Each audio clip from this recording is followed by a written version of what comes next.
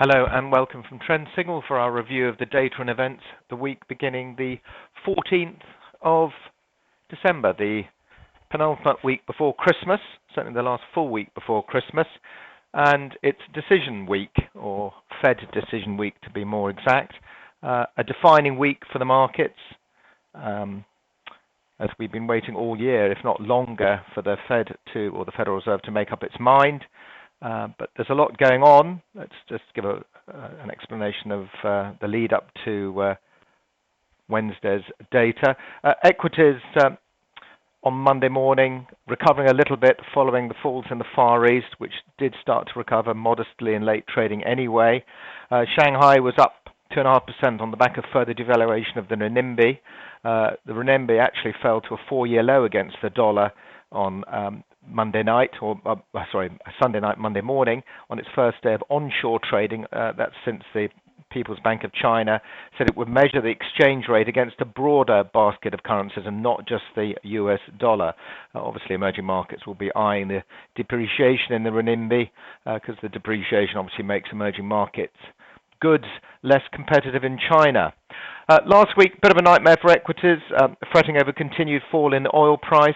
Brent trading below $38 a barrel. In fact, it's still below $38 as we speak on Monday morning. That's 16% off since the beginning of December, not that long ago, really. Oil and energy sectors got smashed in the US on Friday, down 3.5%. Banking sector was undermined as well. Both Goldman Sachs and JP Morgan fell 4% on Friday as fears over the high-yield bond funds and all sorts of shenanigans there, and also potential defaults in the shale oil sector undermining those banks. Another reason, I guess, why equities have been generally undermined is that the oil price sort of is a proxy for the health of the global economy as well. So if the global economy is growing, then demand for crude would be increasing, but that's clearly not the case. Of course, it's not quite as simple as that because, in addition, we have got the increase in supply through US shale oil and Iran joining the party, etc., etc. But a tough week last week generally. Data and events for this week, well, the main focus is on the Federal Reserve. We have a snapshot at some of the media outlets. Market Watch, Wall Street braces for volatility ahead of the Fed from Bloomberg. Misbehaving markets see no barrier this time to unstoppable Fed. Obviously, the view that the Fed will be raising rates. Dollar up as traders brace for first US rate rise in a decade. Strangely enough, the BBC doesn't tend to focus on it. I'm sure they will eventually. Anyway, let's have a look at the calendar for this week. I'll focus on the Federal Reserve on Wednesday. That's at 7 p.m. when we expect the US Federal Reserve, or its rate-setting committee, the Federal Open Market Committee, or FOMC, are expected to raise rates for the first time since 2006 and the first rate move since 2009. And we expect rates to rise from 0 to 0.25% to 0.5%. There's an 85% probability of a quarter-point rate hike, and I have read that Bloomberg polled 80 economists and had just 2 calling for no change in the interest rate. And next year, and this is what will happen after we've had the first rate rise, should that happen, expectations will be when the next one's going to happen, and that'll be on a sort of monthly basis, I guess. Economists expect between 2 to 4 rate hikes next year, so potentially taking interest rates up to 1.25%, maybe 1.5%, possibly. But that's a long way off, obviously. Why has the Fed taken so long to decide? Well, I think a number of central banks have raised rates since the financial crisis, and all, in fact, every single one of them have reversed those hikes. So I guess you can see why the Fed wants to make sure it's got it right. I guess the actual event is not that important. As I said just previously, what's important, as soon as we get this decision out of the way, speculation will mount every month as to whether the Fed will hike again and again and again. So what can we expect from the markets? I guess Having said 85% are expecting a rate rise, so the event is pretty much priced in. 15% or less expect no change, and even those can't be surprised if there is a rate hike because they are in the significant minority. So no earthquakes, at least I wouldn't expect them at this stage.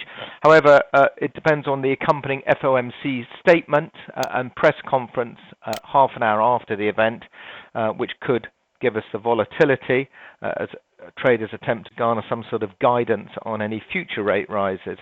But we expect comments like gradual increase in rates, only if economic activity or labour markets warrant further tightening, etc., etc.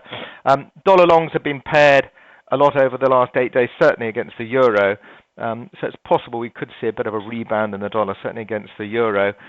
Equities have had a very torrid week last week, so any Fed-induced sell-off seems less likely than this time last week, but it is still a possibility depending on what is said at that press conference at 7:30.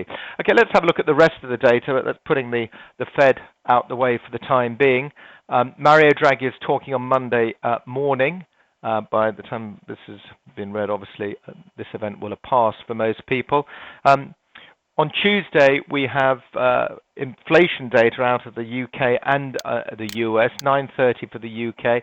Obviously, significant pressure on prices on the downside. A small rebound expected in the UK, but with what's happening with the price of oil over the last week, 10 days, I suspect that's going to be fairly short-lived. Similarly, with the US core CPI, the core inflation rate, this increase, believe it or not, is due to a rise in gas prices, so that's all been paid to as oil crumbles, really. Obviously, this is a measure of CPI last month, so it's reporting on what it has been over the last month. German economic sentiment indicator, an improvement following months of falls, really. This is one of the first increases for some time, although the recent rise in the euro may have dented some of this improvement.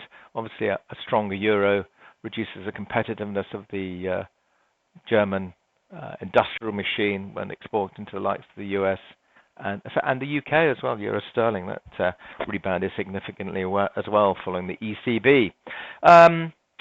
Wednesday, we have flash manufacturing PMIs, flat pretty much from the previous month. So you can see the two main ones here, France and Germany, 50.6 unchanged, and from Germany 52.7 versus 52.9.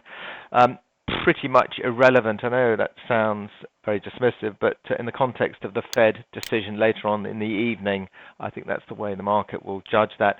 Obviously, FOMC will be out the way, and then on Thursday, really Thursday will be dealing in the aftermath of the Fed, but the German IFO business climate does carry a little bit of weight. The fact is it's going to be unchanged to slightly better. But as I said, I think we might be dominated by other events by that stage. Retail sales in the UK at 9:30 on Thursday, a rebound from that surprise minus 0.6% the previous month. And manufacturing data out in the US, slight improvement there as well. And that's really it. The Bank of Japan do meet on Thursday night, Friday morning. Recent improvement in data suggests that the Bank of Japan will not be changing their monetary policy. There will be no further stimulus for now, and that's reflected in the rally in the yen, the recent rally in the yen versus the US dollar.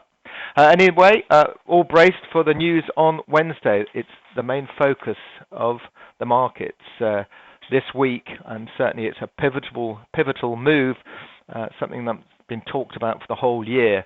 Finally, the Fed, I think, will be raising rates for the first time since 2006. Thank you very much for listening, and bye for now. If you would like more information about trading the right way, Trend Signal is giving you the opportunity to see and hear about its services live at a free online seminar. Take a look at the Trend Signal website for the latest events and to book your free place.